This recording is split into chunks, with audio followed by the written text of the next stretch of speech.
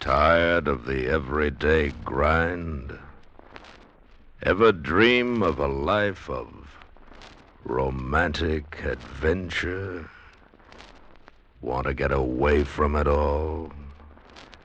We offer you Escape. Escape, designed to free you from the four walls of today for a half hour of high adventure.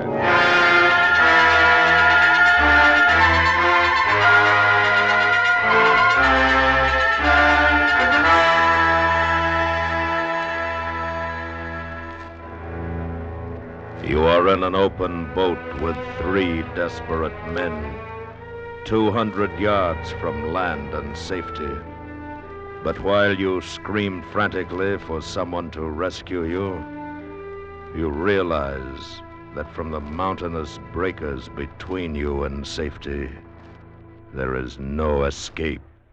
Listen now as transcribed, Escape brings you Stephen Crane's unusual story, The Open Boat.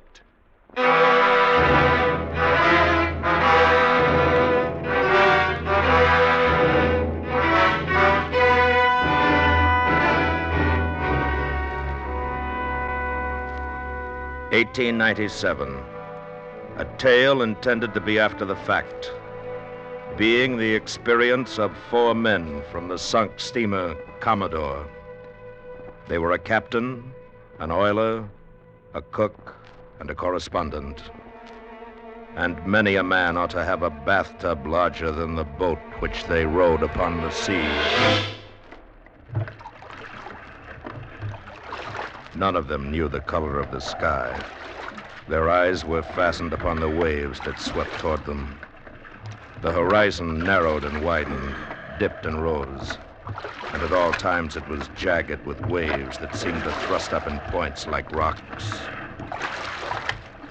A singular disadvantage of the sea lies in the fact that after successfully surmounting one wave, you discover there's another behind it just as important, just as anxious to swamp a boat.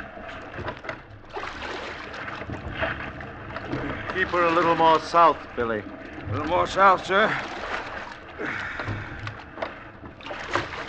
There's a house of refuge just north of the Mosquito Inlet light.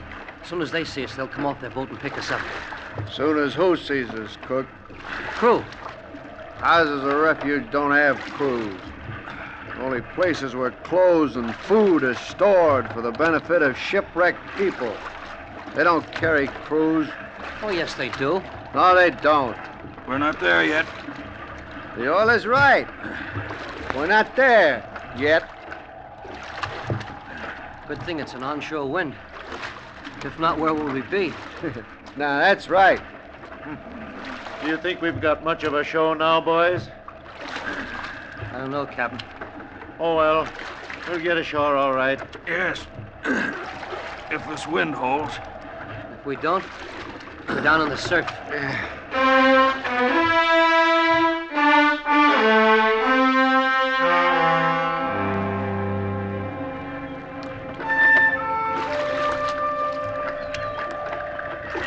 Sometimes the gulls would sit on the sea comfortably in groups.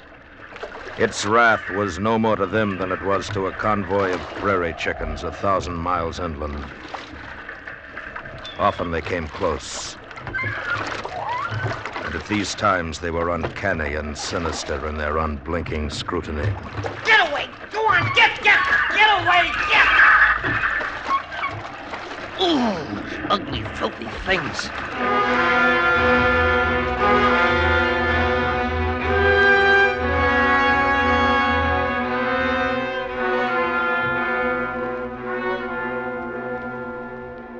The captain was hurt and couldn't do anything.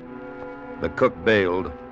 The oiler and the correspondent sat together in the same seat and rowed. And then the oiler took both oars. And then the correspondent took both oars. The correspondent, the oiler. Will you spell me? Yeah, sure. But it was easier to steal eggs from under a hen than it was to change seats in the dinghy. The man in the stern slid his hand along the thwart and moved with care. The man in the rowing seat slid his hand along the other thwart. As the two sidled past each other, the cook and the captain kept watchful eyes on the coming wave. Look out now! Steady there! Good boy, Billy.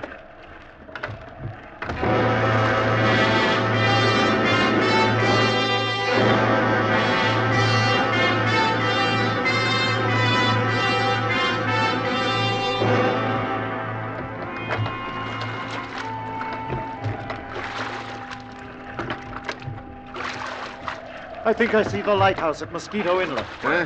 Which way? Wait. I think I see it too. Billy? Might be. I don't see anything. Look again. It's exactly in that direction. What? Well, now I see it. It's real small, like the head of a pin. Think we'll make it, Captain? If this wind holds and the boat don't swamp, we can't do much else. Bail here, cook. All right, Captain, sir. All right.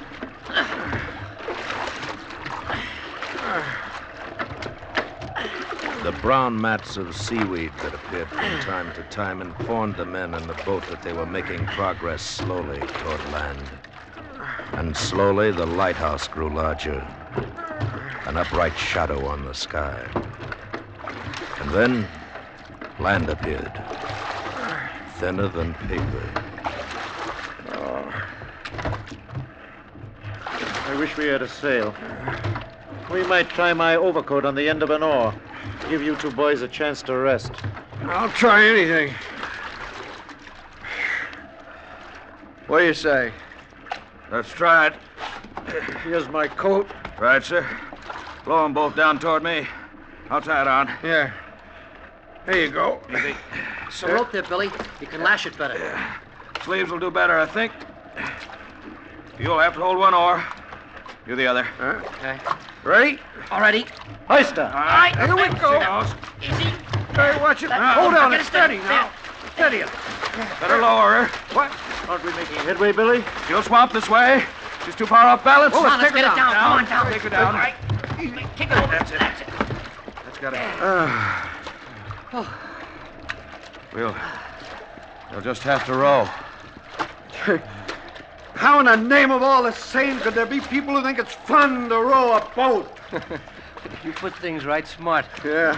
Guess it wouldn't be so bad if we'd eaten something before. Yeah. If we got ourselves in a pinker condition before we got ourselves shipwrecked, that'd be better, too. Would be. There'd be less people drowning at sea. I'll spell you. We can both do it. Take the right oar, Billy. All right. Let's go. Slowly and beautifully, the land loomed out into sea. And the wind came again. And then went. And then came again, veering from northeast to southeast. Boys, listen. And a new sound struck the ears of the men in the boat. The sweet, low thunder of the surf on the shore. We must be about opposite New Smyrna. Yes. I believe they abandoned that life-saving station there about a year ago. Did they? Take her easy now, boys. Don't spend yourselves. If we have to run a surf, you'll need all your strength, because we'll sure have to swim for it. Take your time. Yeah. Yes, Captain. That's the house of refuge, sure. They'll see us before long and come out after us. The keeper ought to be able to make us out now if he's looking for his glass. He'll notify the life-saving people. Oh, none of these other boats could have gotten ashore to give word of the wreck. Else the lifeboat would be out hunting us. Yeah, that's right, Billy. That's right. I don't think it'd be wise to try for the lighthouse now. Swing her head a little more north, Billy. A little more north, sir. Steady now there, Billy, my boy. Steady she is, Captain. In an hour, perhaps. Maybe two. We'll be ashore, dry, and fed. Want a drink to that, Captain? Yes. We still got the water jug. Well, let's have it around. All hands. Okay. Right, sir. You go ahead. You first, sir. Thank you. All right, cook. Thank you. Billy?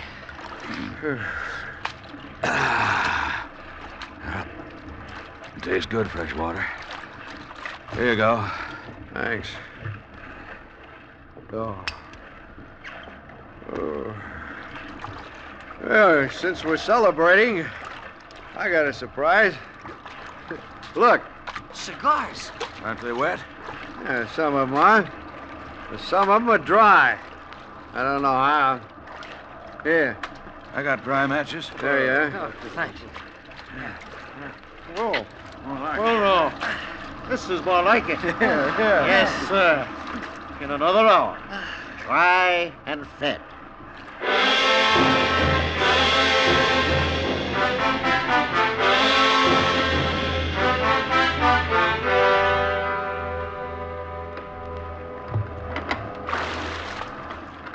Cook, there don't seem to be any signs of life about your house of refuge. No. It's funny they don't see us. Yeah. We have to go through that surf. We'll swamp for sure. Funny they don't see us. I suppose we'll have to make a try for ourselves. If we stay out here too long, we'll none of us have strength left to swim after the boat swamps. Right. Yeah. Head us straight in then, Billy. All right, sir. Straight in. If we don't all get ashore, I suppose you fellas know where to send news of my finish. Yes, sir. If I don't get ashore, you boys can tell my old lady what happened. My family lives in New Brunswick. Just ask for them at the Hampton Inn. If I don't get ashore, it won't matter to anyone but me. Billy, All right, sir. it's getting rougher. Shore's still pretty far away. Sir, we can't go in any closer. What? Boys, she won't live 3 minutes more if we keep her headed toward shore. Too far out to swim. Will I take her out to sea again, Captain? Yes, Billy, go ahead. Take her out to sea again.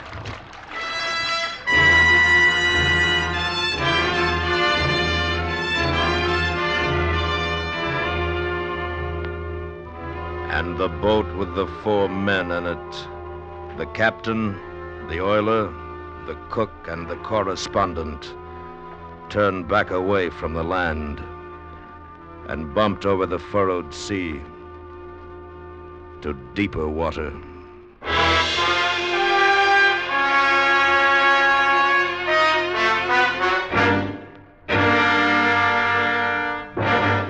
We will return to Escape in just a moment, but first, just sit back, relax, and watch the cars roll by. Watch the heavy traffic on the highways in the summertime. Watch the traffic jams and the roadblocks and the tired, hot drivers sitting behind the steering wheels of their cars, trying to make time and getting nowhere fast. Just help yourself to a nice, refreshing, cool drink.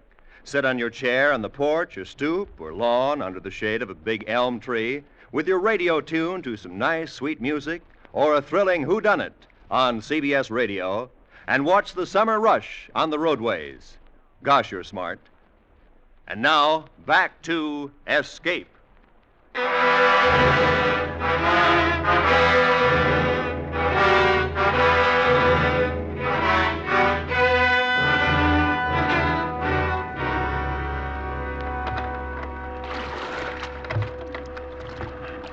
When it occurs to a man that nature does not regard him as important, and that he feels she should maim the universe by disposing of him, he at first wishes to throw bricks at the temple.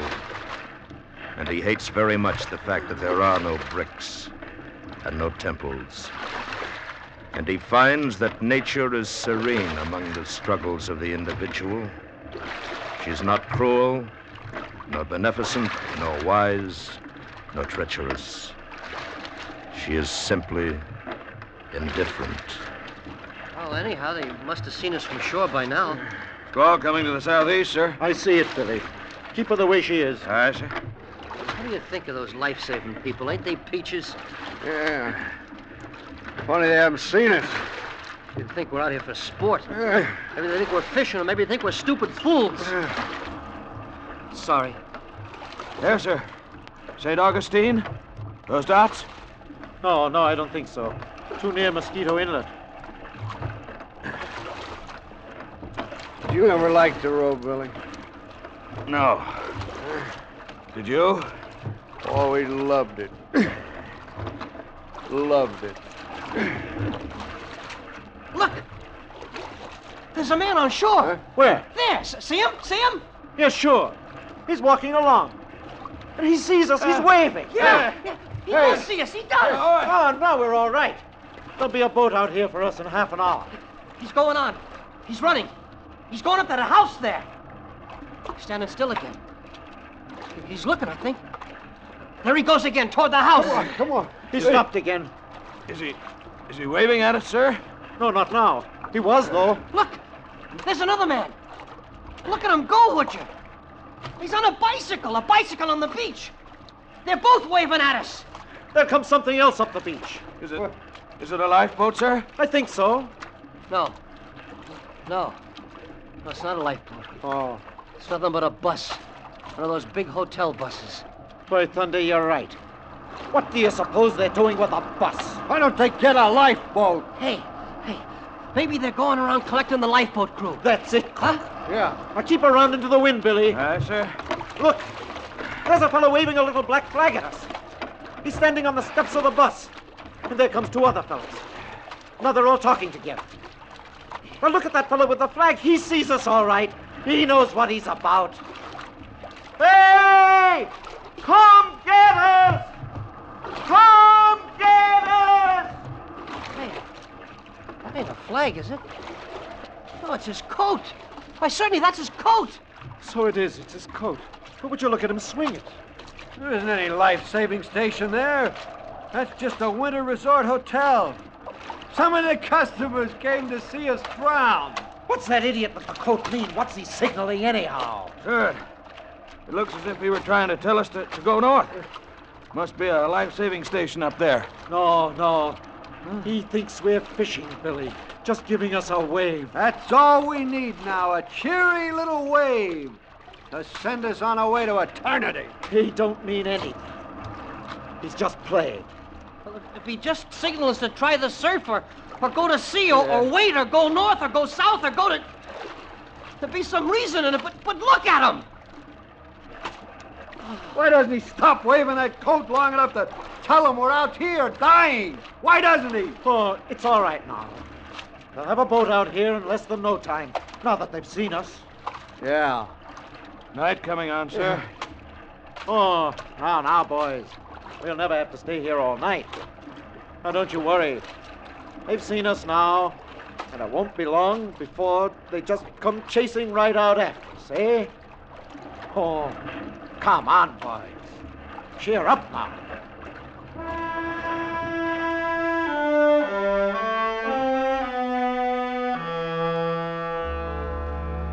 The shore grew dusky.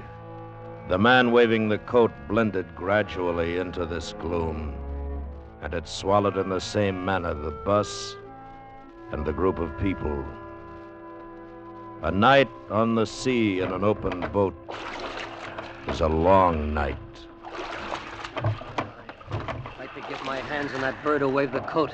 I'd just like to live long enough to do that. Why? What did he do? Nothing. He just seemed too blasted cheerful. Keep her head up. Keep her head up. Keep her head up, sir. The obligation of the man at the oars was to keep the boat headed so that the tilt of the rollers wouldn't capsize her. The black waves were silent and hard to be seen in the darkness. And on the northern horizon, a light appeared, a small bluish gleam on the edge of the world. Captain, are you awake? Aye. Shall I keep her making for that light north? Aye. Keep it about 2 points off the port bow. Right.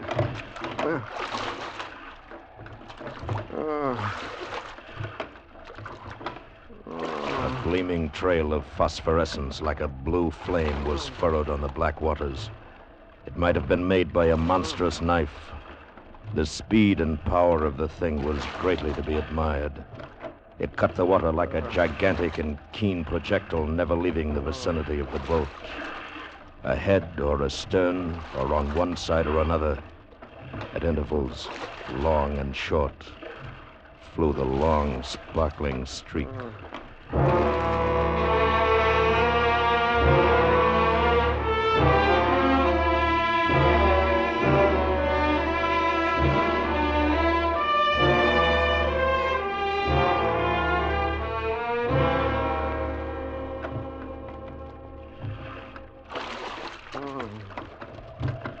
Pretty long night. Those life-saving people take their time. Did you see the shark playing around? Yes, I saw it. He was a big fellow, all right. I didn't know you were awake, Captain. Makes no difference. He's gone now.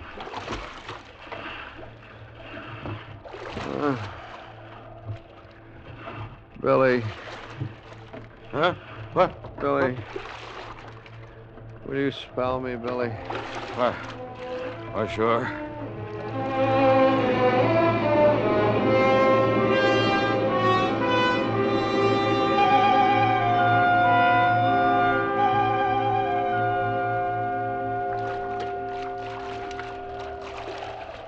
Cook,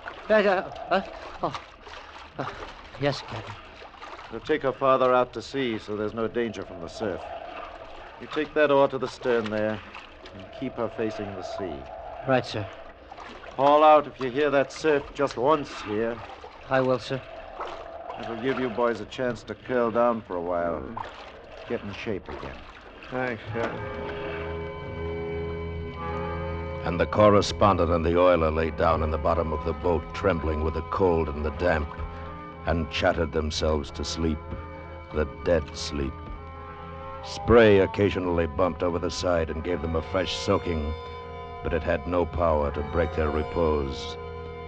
And neither knew that they bequeathed to the cook, now the only man awake on an ocean, the company of another shark.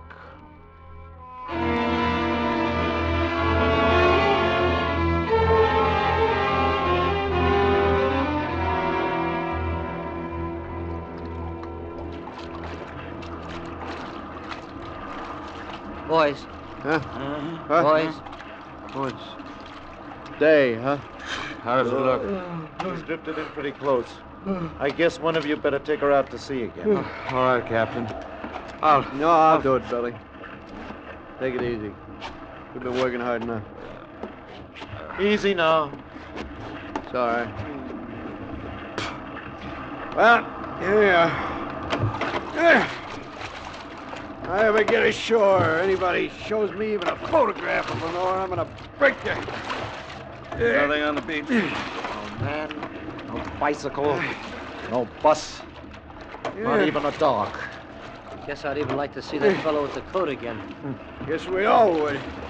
Well, at least the light tower's still in sight. That I'd rather not see. Why is that? Well, for one thing, I don't think anyone ever climbs up there. If they did, we'd have help. If no help is coming, we might better try to run through the surf. When, sir? Right away, Billy. If we stay out here much longer, we'll be too weak to do anything for ourselves at all pretty soon. Captain's right. Anything's better than this. Should I head her into the beach, sir? Head her into the beach, Billy. Into the beach, sir.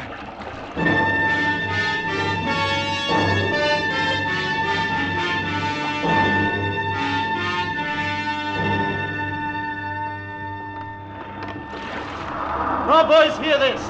She's going to swamp shore. All we can do is work her in as far as possible.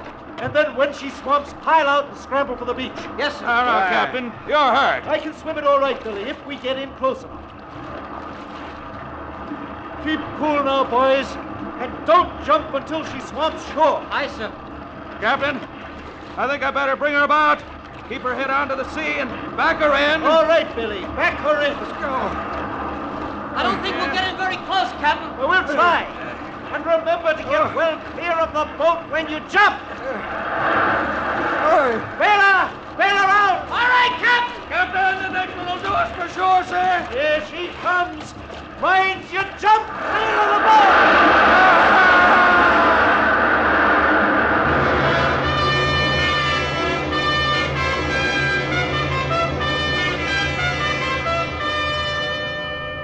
The sea pummeled them and spewed them about. It plunged them downward and threw them skyward.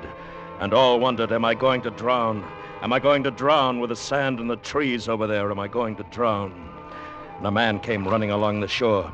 He was in the water in a matter of seconds, pulling the cook ashore first, then returning to help the captain, then the correspondent. Here you go now. Here, grab hold of my arm. Grab hold of it, I tell you. Take it. Done for. No, you're not. Come on now. Come on! Oh, thanks. It's all right now. Thanks. It's all right now. I thought it was all over. Look! In the shadows, face downward, lay the oiler. His forehead touched sand that was periodically between each wave clear of the sea.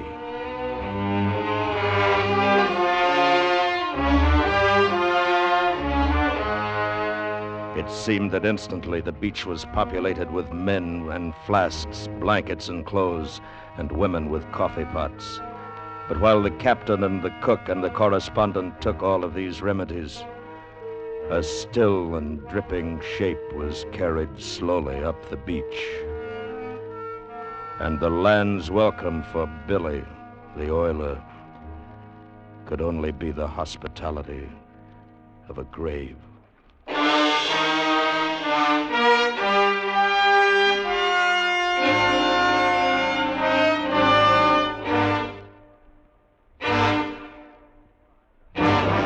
Transcribed under the direction of Anthony Ellis, Escape has brought you The Open Boat by Stephen Crane, adapted by E. Jack Newman.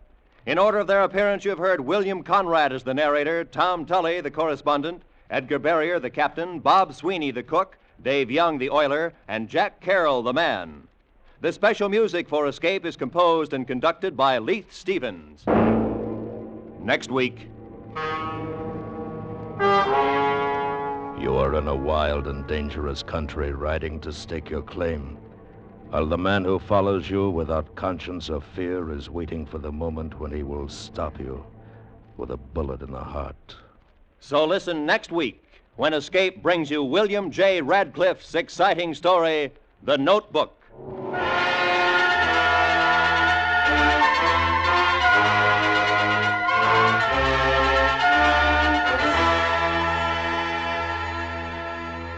Remember, the blood you give is vital in building a reserve of gamma globulin for the prevention of paralysis from polio. Call your local Red Cross chapter for an appointment to donate blood tomorrow. This is Roy Rowan speaking. And remember, the Johnny Mercer Show is heard weekday evenings on the CBS Radio Network.